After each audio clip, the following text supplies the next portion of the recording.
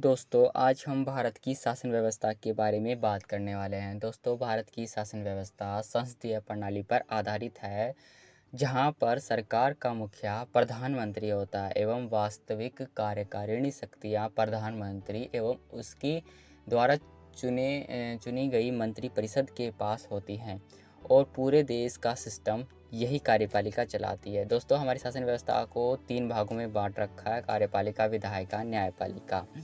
विधायिका कानून को बनाती है, जहां पर संसद में कानून पेश होता है, फिर कानून बन जाता है, और कार्यपालिका उसी कानून को आगे फिर लागू करती है।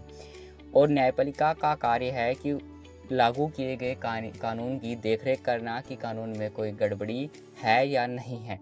तो इन्हीं तीनों के बारे में हम डिटेल में पढ़ने वाले हैं।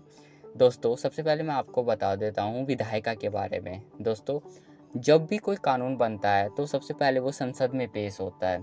संसद के 2 अंग होते हैं, लोकसभा, राज्यसभा। लोकसभा निम्न सदन कहलाता है, राज्यसभा उच्च सदन कहलाता है। तो सबसे पहले हम कानून की प्रक्रिया के बारे में थोड़ा सा अंदाज़ा लगा लेते हैं। तो देखिए, जब भी कोई कानून बनता है तो सबसे पहले वो संसद के किसी एक सदन में पेश किया जाता है। मान लीजिए हम लोकसभा में किसी कानून को पेश करते हैं तो वहाँ पर उस पर बहस होती है, चर्चा होती है और वाद विवाद होते हैं, बहसें भी होती है और उसके पक्ष और विपक्ष में तर्क दिए जाते हैं। फिर वो कानून दूसरे सदन में पेश किया जाता है। अब दूसरे सदन में भी वही सेम काम होता है जो पहले सदन में होता है। दूसरे सदन में भी वो कानून पेश हो जाता है, उसके बाद वो राष्ट्रपति के पास आता है और राष्ट्रपति के पास जब उसे मंजूरी मिल जाती है तो वो कानून बन जाता है। अब हम लोकसभा के बारे में बात करें तो लोकसभा निम्न सदन कहा जाता है। इसमें 545 सदस्य होते हैं, लेकिन वर्तमान में इसके 543 सदस्य हैं। 2 जो एंग्लो इंडियन की सीट्स होती हैं वो वर्तमान में रिक्त है। लोकसभा में सभी एमपीज सभी निर्वाचन क्षेत्रों से चुने जाते हैं। इन एमपीज में से ही एक प्रधानमंत्री बनता है और राज्य स्तर पर इसे विधान सभा कहा जाता है। राज्यसभा केंद्र स्तर पर होता है और राज्यों में इन्हें विधान परिषदें कहा जाता है। तो राज्यसभा उच्च सदन कहा जाता है, जिसका सभापति उपराष्ट्रपति होता है। वर्तमान में जगदीप धनखड़ है। राज्यसभा में 250 सदस्य होते हैं। 238 सदस्य तो इसमें निर्वाचित क्षेत्रों से चुने जाते हैं, जैसे लोकसभा में चुने जाते हैं वैसे ही। लेकिन 12 जो सदस्य होते हैं उनको राष्ट्रपति मनोनीत करता है विभिन्न क्षेत्रों से, जैसे खेल, विज्ञान और भी जो पर्यटन क्षेत्र, इनसे मनोनीत करता है। जैसे सचिन तेंदुलकर, अमिताभ बच्चन, रेखा, इनको मनोनीत किया गया था। तो ये राज्यसभा के बारे में है।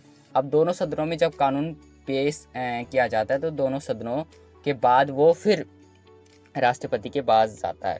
राष्ट्रपति के पास एक वीटो पावर भी होती है कि किसी भी कानून को वो अपने पास 6 महीने तक रोक सकता है, 6 महीने तक उस पर मंजूरी ना दे।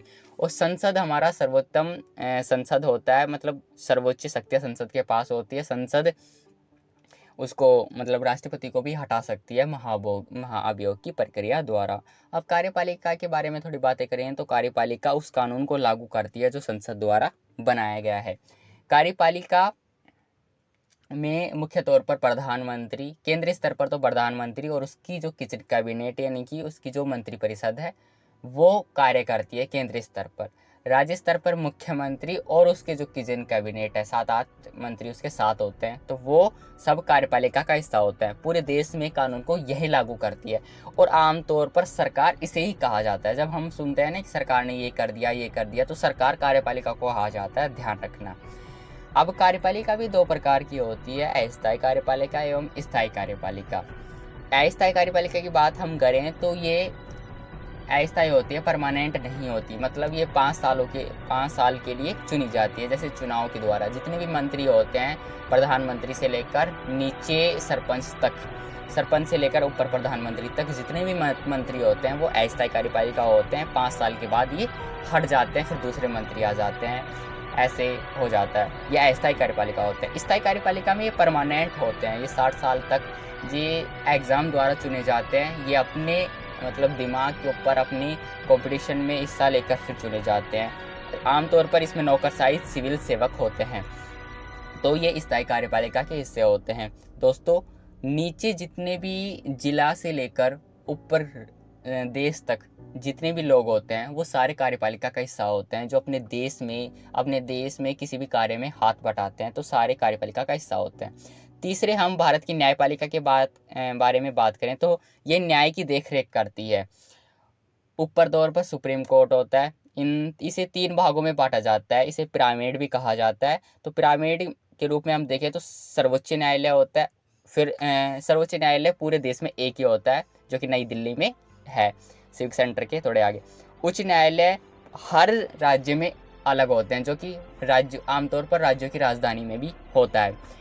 और जिला न्यायालय हर जिले में होते हैं। और अधीनस्थ न्यायालय छोटे न्यायालय भी होते हैं, जो कि हर क्षेत्र में मौजूद होते हैं। तो कोई छोटा मामला होगा तो सबसे जो अधीनस्थ न्यायालय उसमें जारी किया जाएगा। जो थोड़ा बड़ा होगा तो वो जिला न्यायालय में जाएगा, उससे भी बड़ा होगा तो वो उच्च न्यायालय में जाएगा, और सबसे बड़ा होगा तो वो सर्वोच्च न्यायालय में वो मामला जाएगा। तो दोस्तों, जो न्यायालय है, जो भी कोर्ट है, ये हमारे मतलब न्याय की देखरेख करते हैं। आमतौर पर जो सरकार होती है वो किसी भी व्यक्ति को न्याय नहीं दिला सकती। न्याय हमें न्यायपालिका ही दिलाती है, जिसमें कोर्ट वगैरह आते हैं। सुप्रीम कोर्ट के जो वर्तमान में वो है वर्तमान में मुख्य न्यायाधीश, सर्वोच्च न्यायाधीश, ये DY चंद्रचूड़ है। इससे पहले RN रमन थे, वो UU ललित थे। ऐसे बदलते रहते हैं ये तो हर बार।